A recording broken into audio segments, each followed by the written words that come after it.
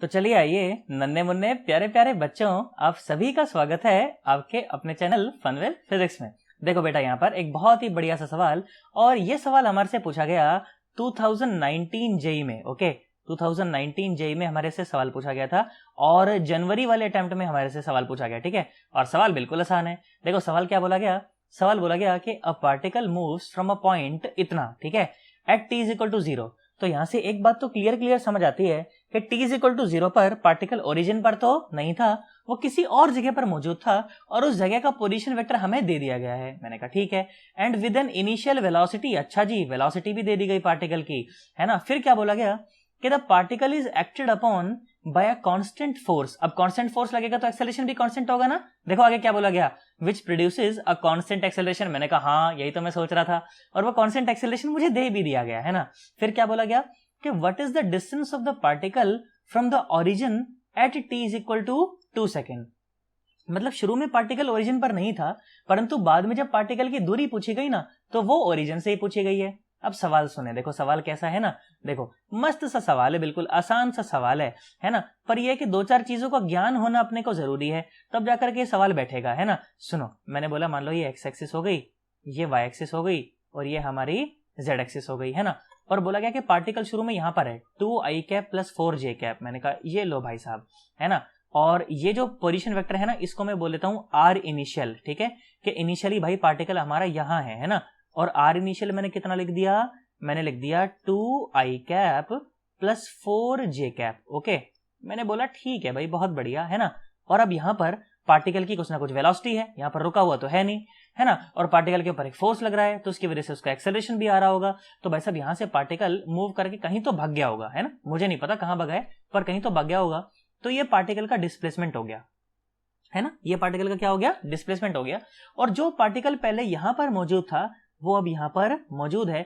तो बेटा ये जो है ना, this is the final position vector. Okay, this is the final position vector. ठीक है, बहुत बढ़िया भाई साहब। इनिशियली तो पोजीशन वेक्टर जो था वो ये था, है ना। फिर पार्टिकल का डिस्प्लेसमेंट हुआ, पार्टिकल यहां पर आ गया, है ना। और अब ये जो है ना, this is the final position vector of the particle, है ना।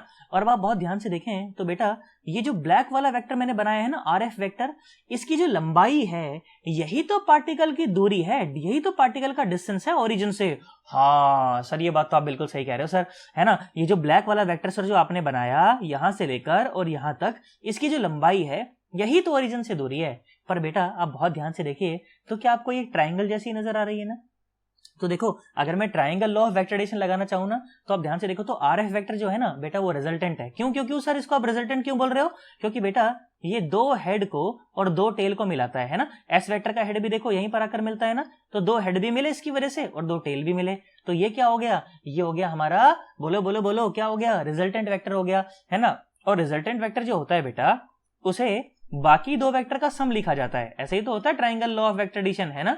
उसे बाकी दो वेक्टर का क्या लिखा जाता है, सम लिखा जाता है। मैंने कहा हाँ भाई बिल्कुल, ये बात तो भाई बिल्कुल सही है ना। अब मेरी बात सुनो, देखो अगर मुझे आर एफ वेक्टर का मैग्नीट्यूड निकालना है तो पहले मुझे वो आर एफ वेक्टर निकालना पड़ेगा, और आर एफ वेक्टर निकालने के लिए मुझे आर आई और एस पता होना चाहिए।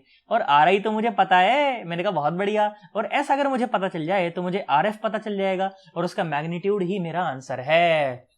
मैंने कहा ठीक है भाई बहुत बढ़िया। तो अब हमें किसी भी तरह से ये s निकालना है। अब सुनो, s क्या है, s तो डिस्प्लेसमेंट है ना। और जैसे मैंने डिस्प्लेसमेंट देखा ना, पहले मेरी नजर गई इस एक्सेलरेशन के ऊपर, और भाई साहब ये एक्सेलरेशन तो कांस्टेंट निकला, 4i cap plus 4j cap. और जैसे ही मैंने देखा भाई साहब एक्सेलरेशन कांस्टेंट है, भाई साहब मैं तो बड़ा प्रसन्न हो गया, मैं तो बड़ा खुश हो गया। क्यों?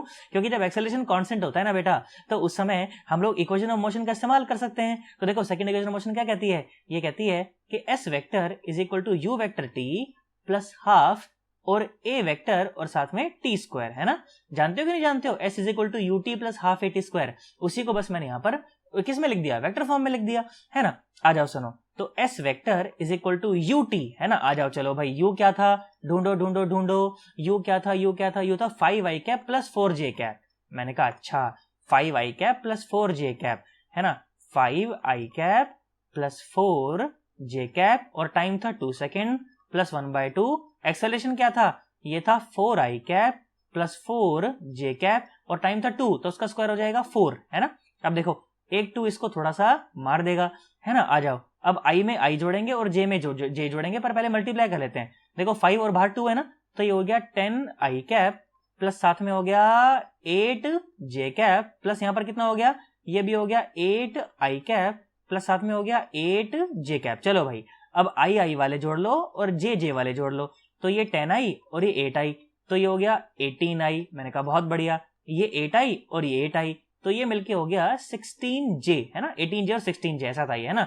चलो भाई बहुत बढ़िया, तो एस वेक्टर तो आ गया ना, तो मेरा काम तो बन गया, है ना। इस एस वेक्टर को कहां पर रखेंगे हम लोग, सुनो, यहां से लेकर के जाएंगे और यहां पर उसको रख देंगे, है ना।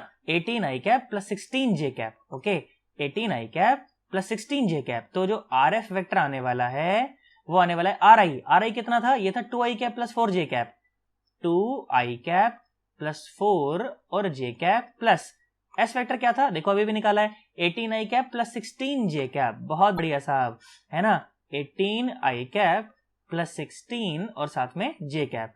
तो बेटा जो आर एफ वेक्टर हमारे पास आ गया वो आया 18 और 2 20 आई कैप प्लस 16 और 4 20 ही जे कैप। मैंने कहा अरे हाय अरे अरे बहुत बढ़िया, है ना। अब जो जो डिस्टेंस आने वाला है, जो मेरा आंसर आने वाला है, वो क्या आने वाला है, आर एफ वेक्टर का मैग्नीट्यूड, इस वेक्टर की लंबाई, वही तो मेरा आंसर है।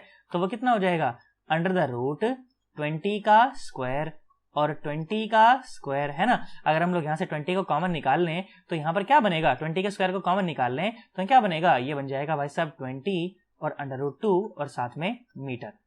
यही मेरा आंसर है भाई साहब, है ना, यही है वो डिस्टेंस, पार्टिकल का डिस्टेंस ओरिजिन से, है ना। बिल्कुल आसान सा सवाल था। आई होप हमारे को बात समझ आ गई होगी, है ना। अगर थोड़ा सा वेक्टर का हमारे को ज्ञान हो, है ना, बेसिक काइनेमेटिक्स का हमारे को अगर ज्ञान हो, तो इस तरह के सवालों में हमें कभी भी भाई साहब कोई भी दिक्कत होने वाली नहीं है। भाई साहब बिल्कुल ही आसान तरह के सवाल होते हैं। तो अगर थोड़ा सा अगर हमें ज्ञान हो जाए वेक्टर का, है ना, थोड़ा सा अगर हमें ज्ञान हो जाए भाई साहब कैलकुलेशंस का, तो हमारा कोई भी सवाल गलत होने वाला नहीं है ना। आई होप हमारे को बात समझ आ गई होगी, है ना। और अगर सवाल समझ आया हो तो वीडियो को लाइक जरूर करके जाना है ना। और चैनल को सब्सक्राइब नहीं किया हो तो भाई साहब चैनल को सब्सक्राइब कर लेना और अपने दोस्तों के साथ भी इन वीडियो को शेयर करना ताकि वो भी अच्छे से पढ़ाई कर पाए, ठीक है। चलो फिर अपन लोग मिलते हैं किसी अलग वीडियो में, बाय बाय, टाटा।